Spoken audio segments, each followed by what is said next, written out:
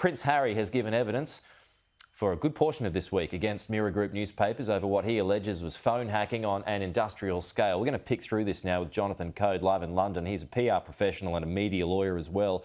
Jonathan, good to see you. Thanks for your time this morning. So how do you think Prince Harry went this week? He didn't appear overnight, folks, it's worth adding, but the case is still running.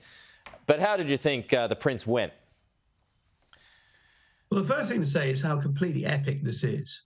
You know, we are looking at something which has really not happened in the British courts ever. The second son of a king in the King's courts being cross-examined by a King's counsel. Well, I think he did pretty well. He was never going to win the case in the day and a half he was being cross-examined. His job really was not to lose it.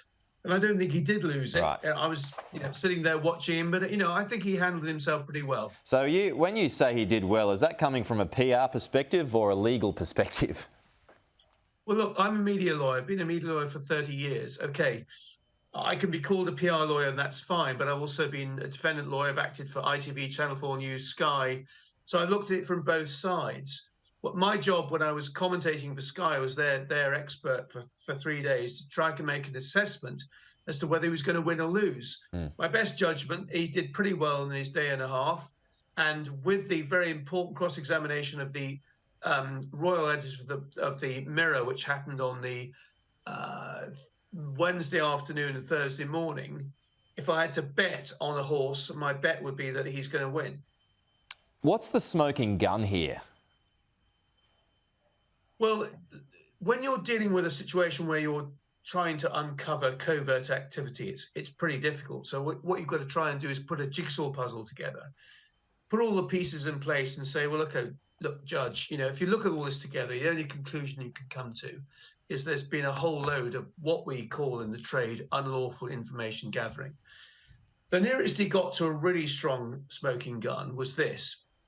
So at the time, his girlfriend was a lady called Chelsea Davy. Yeah. And they went on a holiday in Mozambique. And as he described in the witness box in a pretty poignant series of cross-examination questions, before they even got there, they found paparazzi waiting for them.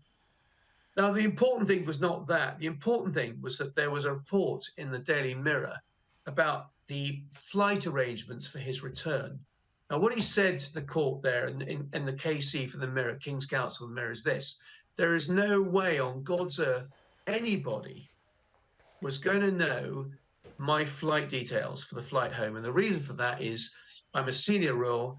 It's a security risk. Right. And there is only, therefore, one way that this information could have gotten to paper is that it was blagged out of the airline. Right, but that's still a suspicion, though, isn't it, Jonathan? There's no hard proof. Well, you're right. But, when you're dealing with covert activities, there rarely is hard proof. All that the judge has to do is to look at all the evidence, put it into a pot, boil it down and say, right, on the basis of the boiled down residue, is it more likely or is it not that Prince Harry was the subject of unlawful information gathering? Now, we'll find out. My best guess, we'll find out in September, because this is part of a whole series of phone hacking cases, unlawful information gathering cases. They'll finish at the end of June. Then he's going to have a tough job in July and August, trying to write a judgment. My guess is we'll find out in September. As I say, my best guess is that Harry will win. And part of the reason is this: he's got 33 articles. He's only got to win one of them. The Mirror's got to defeat all 33. So statistically, he's more likely to win. Right. So like you said there, even if he just wins one, then he can claim it as a success. It would be worth it for him. Yeah. He's obviously not in it for the money. So what do you make? And we'll close here. How have you described the defence? The reasons that they've come up with. Has that been good enough in your eyes? Has that been plausible? Well, listen, the King's Counsel for the Mirror is a super smart geezer. Harry's been in the trenches against the Taliban, but his comfort zone is not in a court. The case he's done very well. He's landed some blows on Harry. essentially what he's saying is all you could do is speculate. There may be other legitimate ways in which this information has been got. Only the judge will be able to tell us whether he believes that or not. Sure. OK. Jonathan, good to have you with us this morning. Thank you so much for your time. It's Jonathan Coad there, PR professional, as well as a media lawyer right across the case. Big week it was for Harry. We'll wait to see how that all goes. Thanks, Jonathan.